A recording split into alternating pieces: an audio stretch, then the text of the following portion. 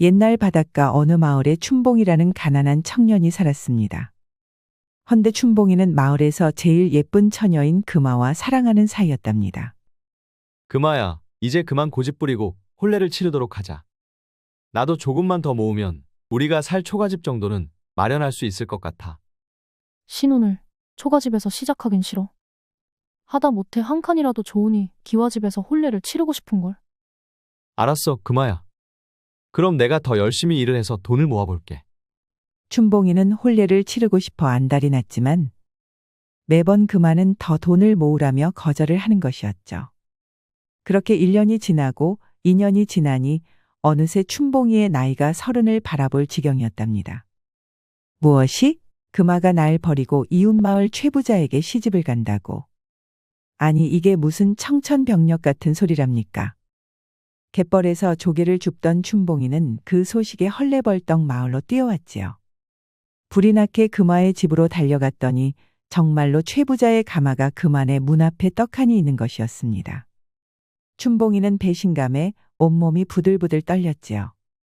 의안이, 이 배신자 같은 거 사. 사나이 순정을 버리고 돈 많은 최부자한테 가. 네가 그러고도 사람이냐? 어쩔 수 없잖아.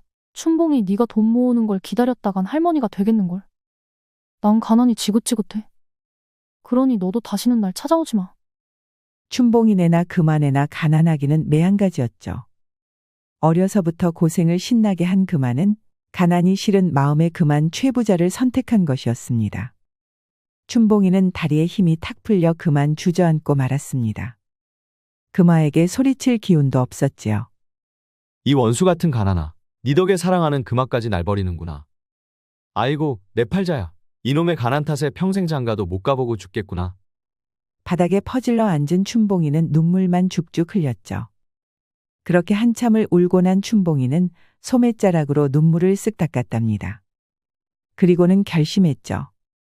더 이상은 이렇게 살 수는 없는 노릇이다. 도저히 가난하게만 살 수는 없으니 내 반드시 떼돈을 벌고 말겠다. 이를 악문 춘봉이는 또다시 갯벌로 나갔습니다. 그리고는 평소보다 더욱 열심히 조개며 낙지를 잡아들였지요. 아주 열심히 일했지만 거 해산물 좀 더 잡았다고 큰 돈이 모이겠습니까? 여전히 춘봉이는 가난했지요. 그래도 포기하지 않고 열심히 조개를 캤답니다. 그러던 어느 날이었습니다. 하루는 춘봉이가 갯벌에서 손바닥만한 조개를 잡았는데 아니 이럴 수가. 그 안에 커다란 진주가 들어있는 것이 아니겠습니까? 내 평생 이렇게 큰 진주는 처음 보는구나. 그래, 이걸 한양에 가져다 팔면 큰 돈이 되겠구나. 춘봉이는 이 커다란 진주를 팔아 장사 미천을 마련할 생각이었습니다. 해서 진주를 보자기에 잘 싸서는 곧바로 한양으로 떠났답니다. 춘봉이는 괴나리 보찜 하나 덜렁 메고서는 길을 걷고 또 걸었지요. 그러다 보니 어느새 해가 서산 너머로 저무는 것이었습니다. 배도 고프고 하니 춘봉이는 주막을 찾아 두리번거렸지요. 여기 주모, 국밥 한 그릇 말아주시오. 국밥 한 그릇에 술 한 잔까지 해서 다 푼이요? 춘봉이는 주머니를 뒤져보았지만 잡히는 것은 먼지뿐이었죠. 해서 돈 대신 일을 해주기로 하고 국밥을 얻어먹었답니다. 잘 먹었으니 일을 해야겠군. 주모, 무슨 일이든 주시오. 내 척척 해낼 테니. 주모는 가장 힘든 물 끼러오기를 부탁했습니다. 무거운 물지개를 지고 약수터와 주막을 수십 번 왔다 갔다 해야 하는 참으로 고단한 일이었지요. 춘봉이는 우통을 탁 벗어 던지고는 물지개를 날랐습니다. 어찌나 힘이 장사인지 물지개를 메고도 걸음이 사뿐사뿐했지요. 그렇게 커다란 물동이에 물을 가득 채우고 나니 춘봉이의 몸이 땀으로 흠뻑 젖어 있었답니다. 아니, 어쩜 사내가 저리도 우람하단 말이냐? 힘을 쓸 때마다 온몸의 근육이 야수처럼 움직이는구나. 어머나, 저렇게 몸이 좋으면 밤에 할 일도 보통이 아니겠어? 그런 춘봉이를 지켜보던 주모는 가슴이 콩닥콩닥 뛰었답니다. 서방이 죽은 후 홀로 주막을 키워온 주모는 사내가 몹시도 그리웠거든요. 그러던 차에 춘봉이라는 진정한 사내를 보니 한눈에 반해버리고 말았던 것이지요. 아니, 총각, 지치지도 않는가? 내가 막걸리 한 사발을 가져왔으니 이거 마시고 일하시게.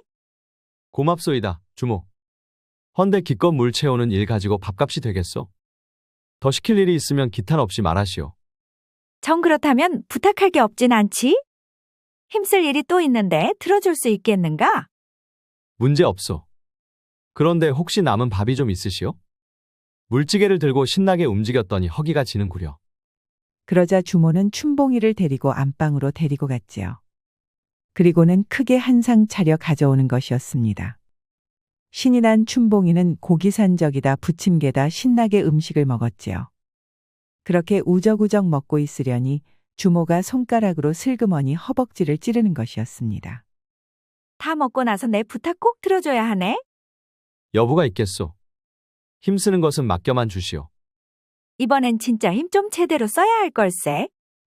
주모는 춘봉이 옆에 척하고 드러눕더니 스리슬쩍 치마를 들어올리는 것이었습니다. 그러자 뽀얀 속살이 나타나는 것이었지요.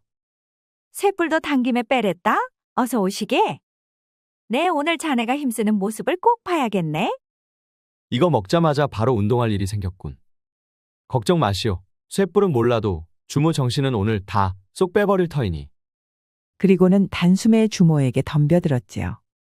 춘봉이는 지치지도 않고 쿵덕쿵덕 절구질을 시작했답니다. 그 힘이 어찌나 좋은지 주모는 춘봉이의 말처럼 도무지 정신을 차릴 수가 없었답니다.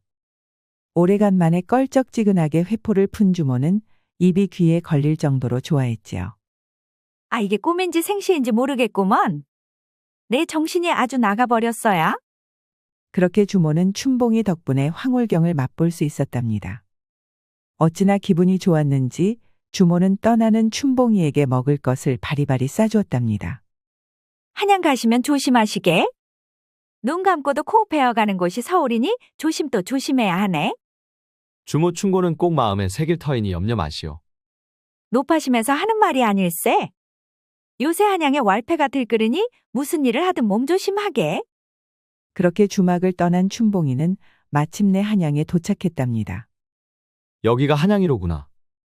이 넓은 한양이라면 내 보물 진주를 사줄 부자가 분명 있겠지. 춘봉이는 한양 장터에 턱하니 자리를 잡고는 진주를 팔기 시작했습니다. 그런데 오라는 손님은 안 오고 웬 왈패들이 몰려오는 것이었죠. 아니, 누가 감히 허락도 없이 장사를 해. 여기가 어디라고 와서 물건을 파는 것이야. 왈패 두목이 말하자 왈패들이 춘봉이를 둘러싸고 몽둥이로 개패듯 후드려 패는 것이었습니다.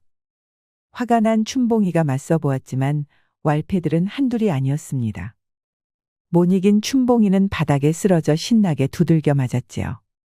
온몸에 성한 곳이 하나 없는 춘봉이는 힘조차 없었답니다. 두목님, 저는 보찜에서 이런 게 나왔습니다. 흥? 이건 진주 아니냐? 참으로 크구나. 좋다. 이건 가르침을 베푼 대가로 내가 가져가야겠다.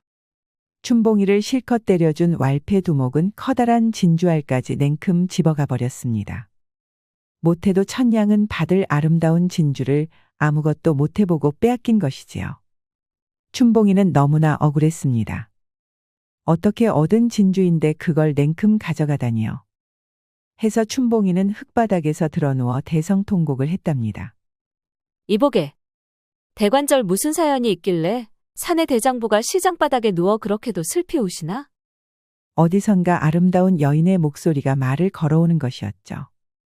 춘봉이가 눈을 뜨고 보니 웬 가마가 자기 눈앞에 서 있는 것이 아니겠습니까? 목소리는 가마 안에서 들려오는 것이었습니다. 가만히 뜯어보니 화려한 금박을 입힌 것이 보통 가마가 아니었지요. 춘봉이는 울음을 멈추고 진주를 찾은 것과 그걸 왈패들에게 고스란히 빼앗긴 것을 전부 이야기했지요. 조용히 듣고 있던 가마송 여인은 춘봉이가 겪은 억울함에 크게 탄식을 했습니다. 저런 참으로 몹쓸 것들이로고. 걱정 마시게, 내가 도와줄 터이니.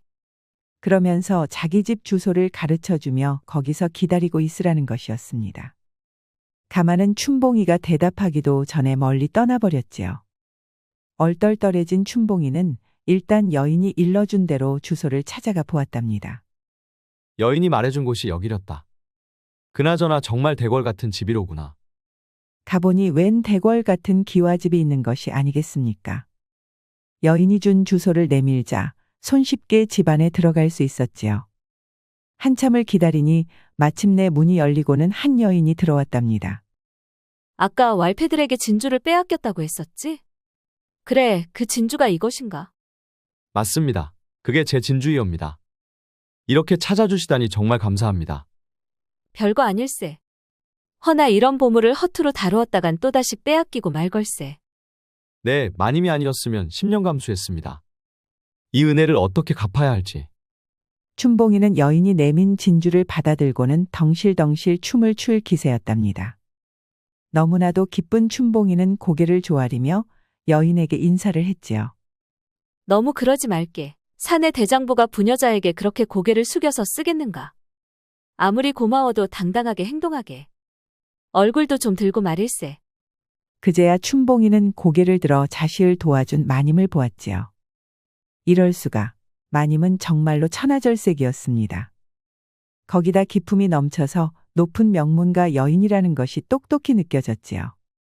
그 아름다움과 친절함에 푹 빠진 춘봉이는 한눈에 마님에게 반해버리고 말았답니다. 넋을 놓고 마님을 바라보던 춘봉이는 갑자기 보물 진주를 마님께 내밀었습니다. 아니, 이 사람아, 왜 이러는가? 힘들게 구한 진주를 왜 내게 주려는 건가? 마님, 이 진주를 받아주십시오. 생각해보니 이런 귀한 물건을 저처럼 미천한 것이 가지고 있던 것이 잘못인 것 같습니다. 그러니 마님처럼 아름답고 기품 있는 분이 받아주시면 좋겠습니다. 그게 무슨 소리인가? 이건 자네가 장사미천으로 삼으려던 물건이 아닌가? 내가 그걸 받으면 자네는 어쩌라는 건가? 마님은 한사코 거절했지만 춘봉이는 계속해서 진주를 마님께 주려고 했지요. 결국 춘봉이의 고집에 못 이긴 마님은 보물 진주를 받아들었답니다. 그래도 이런 귀한 것을 어찌 공짜로 받겠는가? 자, 500냥일세. 내가 지금 당장 가진 돈이 이것뿐이니 부족하지만 이걸로 진주값을 치르겠네. 자, 어서 받게. 아이고, 감사합니다요.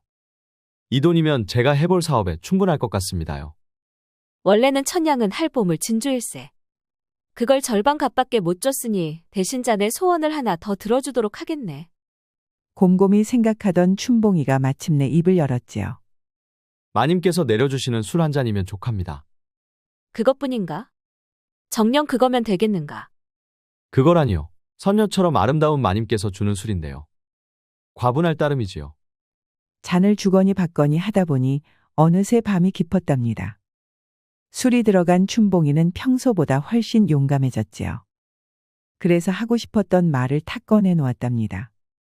마님, 처음 보았을 때 하늘에서 선녀가 내려온 줄 알았습니다. 어쩜 그리 아름다우신지요. 정말인가? 자네 눈에 내가 그리도 예뻐 보이던가. 이쁘다는 말을 싫어할 여인이 조선 팔도에 있겠습니까? 기분이 좋아진 마님은 깔깔깔 웃는 것이었죠. 그 목소리가 참 꾀꼬리 같았답니다. 춘봉이는 그런 마님의 모습이 가슴이 두근두근했지요. 춘봉이가 얼굴만 벌개져서 우물쭈물하니까 마님이 척하고 옆으로 붙는 것이었습니다. 아까 왈패들과 싸우던 용기는 다 어디 갔는가? 그래서 아름다운 마님을 어찌 기쁘게 해주겠나? 그 말에 춘봉이는 더 참지 못하고 올라타고 말았지요. 둘은 뜨겁고 열정적으로 부딪히며 저 하늘의 별을 함께 보았답니다. 그렇게 마님과 달콤한 밤을 보낸 춘봉이는 500냥의 거금을 들고 명나라로 향했답니다. 거센 풍랑을 뚫고 춘봉이가 도착한 곳은 명나라 최대 항구인 닝보였습니다. 닝보항에 도착한 춘봉이는 다른 건 다 집어치우고 저작거리만 죽어라 돌아다녔답니다. 그렇게 몇 날 며칠을 거리를 쏘다니기만 하던 춘봉이는 갑자기 어느 가게에 척 들어가는 것이었습니다. 주인장 계시오. 내가 바로 주인이다 해. 어허라, 조선인이로고. 어쩐 일로 우리 가게를 찾았는가? 춘봉이가 찾아간 가게는 그릇가게였지요. 허나 보통 그릇가게가 아니었는데요. 하루에도 수천 점의 그릇을 파는 닝보 최대의 가게였던 것입니다. 이 가게에서 제일 잘 나가는 것이 무엇이오? 가게 주인인 황서방은 어이가 없었지요.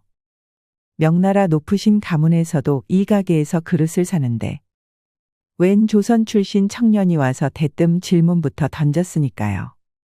하지만 황서방은 그 대담함이 마음에 들었지요.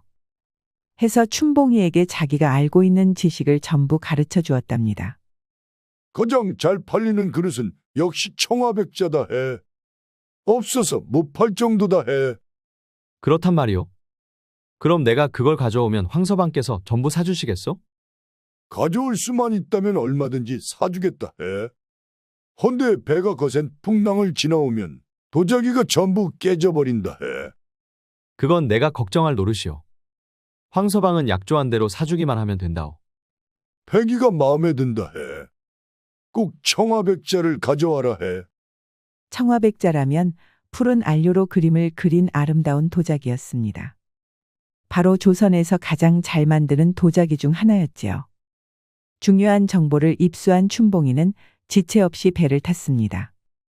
그리고는 좋은 술 한 동이를 짊어지고 곧바로 광주 번천리로 향했지요. 번천리는 청화백자를 굽는 가마터가 있는 고장이었습니다. 도기장 어른 계시오?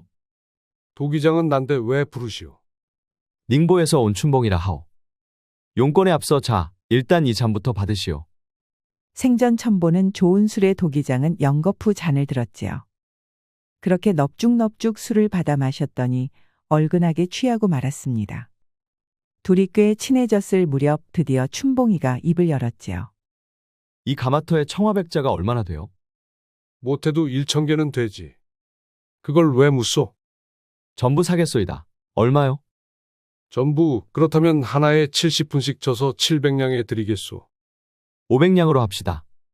한 번에 다 팔면 도기장 어른도 편하고 나도 좋지 않겠소? 도기장은 곰곰이 생각에 잠겼습니다. 하나씩 팔았다간 다 파는데 반년도 더 걸릴 텐데 그걸 한 번에 몽땅 사가겠다니 나쁠 것이 없었죠. 거기다 기분 좋게 술까지 대접받았으니 더 생각할 필요도 없었지요. 도기장은 흔쾌히 청화백자 1,000개를 넘겨주었답니다. 그런데 이 많은 백자로 뭘 하려고 하시오? 닝보로 가져가서 팔아치울 것이요. 명나라 땅에서 청화백자를 비싸게 산다는 거 우리도 잘 알지. 근데 바다를 지나면 10분의 1도 안 남소. 풍랑을 만나면 도자기가 죄다 깨져버리니 조심하는 게 좋을 거예요. 그건 내가 걱정할 테니 도기장 어른은 도자기나 얼른 실어주시오. 1,000개의 청화백자를 실은 춘봉이는 곧장 닝보로 향했을까요? 아니었습니다. 아니, 춘봉이는 도대체 무슨 생각이랍니까? 춘봉이는 그 많은 도자기를 가지고 고향인 바닷가 마을로 왔답니다. 그리고는 조개를 잡던 그 갯벌로 향했지요. 파도가 치면 도자기가 깨진다고 했으렸다. 그럼 출렁거리지 않게 만들면 될 것 아닌가. 춘봉이는 삽으로 뻘을 가득 퍼다가 도자기가 든 상자에 부었지요. 아니 그런데 이게 무슨 일이랍니까? 질퍽거리는 뻘이 청화백자 사이사이를 빈틈없이 채워주는 게 아니겠습니까? 덕분에 도자기에서는 더 이상 덜컹거리는 소리조차 나지 않았지요. 그렇게 춘봉이는 뻘을 채운 도자기 상자를 몽땅 배에 실었답니다. 이번에도 풍랑이 심하게 일었지만 춘봉이의 청화백자는 단 한 개도 깨지지 않았지요. 춘봉이는 뻘로 더러워진 상자를 잔뜩 싣고 황서방의 가게로 향했답니다. 도자기를 가져왔는가 해? 아니, 도자기는 어디 가고 고약한 냄새만 나나 해. 거참 기다려보시오. 이 춘봉이가 한 입으로 두 말 하겠소? 청화백자를 기대했던 황서방은 춘봉이가 더러운 상자를 내려놓자 고함을 질렀습니다. 고운 도자기를 기다리고 있었는데 이런 지저분한 상자를 무엇에 쓰겠습니까? 그런데 춘봉이가 뻘 속에서 청화백자를 척 꺼내자 황서방의 눈이 왕방울만해졌답니다. 멀쩡한 청화백자가 1,000개나 되었으니까요. 기뻐서 날뛴 황서방은 무려 5,000냥을 주고 도자기를 몽땅 사들였답니다. 500냥으로 시작한 장사가 단번에 10배 이익을 남겼지요. 그렇게 큰 돈을 번 춘봉이는 그 돈으로 닝보의 비단이란 비단은 죄다 사들였지요. 그걸 재물포 큰 항구로 가져와 팔아치우니 그 이득이 또 10배가 남았답니다. 그 짓을 몇 번 더 했더니 어느새 춘봉이는 100만 냥의 재산을 가진 갑부가 되었지요. 그 돈으로 번듯한 상단을 세우고 사람을 모으니 어느새 100명이나 되는 인원이 춘봉이 밑에서 일하고 있었습니다. 춘봉이는 그야말로 조선 최고의 도자기 상인이 되어 있었답니다. 그러던 어느 날이었습니다. 웬 여인이 춘봉이를 찾는다는 말에 나가보니 마님이 기다리고 있던 게 아니겠습니까? 아니, 마님. 이게 어쩐 일이십니까? 춘봉 대행수. 오늘은 긴히 부탁할 게 있어 이렇게 찾아왔네. 말씀만 하십시오. 마님 부탁이라면 물속이든 불속이든 가겠습니다. 마님의 정체는 의금부의 의금부사를 지내는 조대감의 처 송부인이었지요. 송부인의 말에 따르면 지금 의금부사가 왕의 명으로 해적대를 소탕하고 있다는 것이었습니다. 그런데 해적들이 너무나도 많아 병력이 부족하다는 것이었죠. 헌데 병력을 더 모으려고 해도 나라가 가난하니 마땅히 군자금이 없다는 것이었습니다. 대감들도 고개를 젓더구만. 자기가 쓸 건 있어도 나랏일에 쓸 돈은 없다는 것이었지. 걱정 마십시오. 마님 덕분에 제가 이 자리까지 오게 되었습니다. 제가 어찌 마님 부탁을 거절하겠습니까? 사실 춘봉이도 왈패들에게 큰 횡액을 당할 뻔적이 있었지요. 때문에 남의 것을 빼앗는 불안당 놈들에게 한 방 먹일 기회를 놓치고 싶지 않았답니다. 그리하여 춘봉이는 재산을 뚝 떼어 10만 양의 거금을 군자금으로 건넸답니다. 그뿐만이 아니라 100명에 달하는 부하들을 인솔해 의금부사의 해적 토벌을 돕기로 하였지요. 며칠 후 해적들의 섬에서 의금부 병사들과 해적들 간에 무서운 싸움이 벌어졌습니다. 처음에는 숫자가 월등한 해적들이 우세했습니다만 갑자기 몰려든 무사들이 금군 쪽에 가세하면서 판도가 뒤바뀌고 말았지요. 결국 금군이 크게 이기자 해적들은 배에 올라타 달아나 버리는 것이었습니다. 그걸 지켜보며 의금부 사람들은 발을 동동 굴렀지요. 그도 그럴 것이 토벌대가 이길 것 같으면 해적들이 바다로 달아나 버리곤 해서 도무지 소탕을 할 수가 없었습니다. 아니, 저게 웬 배냐? 도대체 어디서 나타난 거야? 용기가 가상하구먼. 선장이 누구야? 아니 그런데 이게 무슨 일이랍니까? 갑자기 배가 한 척 나타나더니 해적들을 척가로 막는 것이 아니겠습니까? 바로 춘봉이가 모는 배였습니다. 지금이다. 대포를 쏴라. 춘봉이의 배는 단 한 척뿐이었지만 안에는 중국에서 사들인 대포가 잔뜩 있었지요. 그 많은 포를 한 번에 발사하니 해적선들이 속절없이 터져나가는 것이었습니다. 해적들은 앗 하는 사이에 전멸당하고 말았지요. 금군과 춘봉이 연합군의 대승리였습니다. 이에 금군을 이끌던 의금부사 대감도 춘봉의 공을 크게 치하했지요. 심지어 춘봉을 양반으로 삼아 벼슬을 주겠다는 제안까지 했답니다. 허나 춘봉이는 나랏일을 할 생각은 추호도 없었지요. 해서 정중하게 사양하고는 배를 돌려 제물포로 돌아갔지요. 며칠 후 송부인 마님이 춘봉이를 찾아왔습니다. 자네가 크게 이겼다는 소리를 들었네. 고맙네. 덕분에 우리 가문도 살고 이 조선 땅도 한시름 놓았어. 아주 큰 공을 세웠구먼. 아닙니다. 다 마님의 도움이지요. 벼슬자리를 거절했다고 들었네. 하지만 내가 자네의 은혜에 보답할 길이 하나 더 있다네. 그러면서 마님은 아주 아리따운 양갓집 교수를 중매해 춘봉이의 혼례를 도왔답니다. 덕분에 춘봉이는 이팔 청춘 꽃다운 아가씨에게 늦은 장가를 들게 되었지요. 새 신부는 예쁘기도 예뻤지만 성격은 더욱 착했는데요. 춘봉이를 지아비로 여기고 알뜰살뜰 보살피니 춘봉이는 입에 미소가 끊이지 않았답니다. 그리하여 춘봉이는 아리따운 새 신부와 함께 고향인 바닷가 마을로 돌아왔습니다. 부모님께 인사를 드려야 했으니까요. 이때 춘봉이가 몰고 온 행렬이 어찌나 많았는지 동네 사람들이 다 나와서 구경을 했답니다. 크게 성공한 춘봉이는 금은 보화를 잔뜩 가져와서 부모님께 새 집을 마련하고 아주 제대로 호강시켜 드렸답니다. 어디 그뿐입니까? 마을 사람들을 모두 모아 잔치를 벌이니 춘봉이를 칭찬하지 않는 사람들이 없었지요. 허나 춘봉이의 성공을 반기지 않는 사람도 있었습니다. 바로 춘봉이를 매정하게 떠났던 금화였지요. 아니 이게 무슨 일이람? 춘봉이가 대체 무슨 수로 저리도 성공을 했을까? 아이고, 나 좋다고 따라다닐 때가 엊그제 같은데 이젠 말도 못 붙이게 생겼구나. 대체 내가 왜 그때 춘봉이 대신 최부자를 선택했을까? 밤에도 낮에도 시원찮은 그 작자와 혼이 나는 바람에 왜 이 모양 이 꼴로 사는지. 그만은 땅을 치며 후회했습니다만 이미 엎질러진 물이었지요. 해서 춘봉이를 볼 때마다 남편 최부자를 들들 볶았지요. 너는 왜 저렇게 성공을 못하냐며 바가지를 긁었습니다만 어디 그게 마음대로 되는 일입니까? 춘봉이는 아주 가난한 어부의 아들로 태어나 노총각으로 살았습니다만 엄청난 성공을 거둬 큰 인물로 성장하게 되었습니다. 그래도 춘봉이는 언제나 가난했던 시절을 기억하며 겸손하게 살았지요. 덕분에 새 신부와도 아름답게 사랑하며 오래오래 행복하게 살았다고 합니다. 춘봉이는 본인의 어려움을 발판 삼아 큰 부를 일으켰습니다.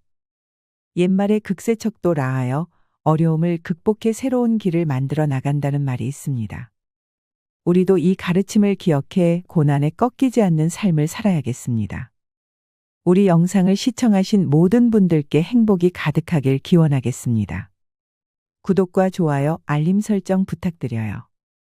이후에도 재미난 이야기가 많이 준비되어 있으니 다른 영상도 꼭 보러 와주세요.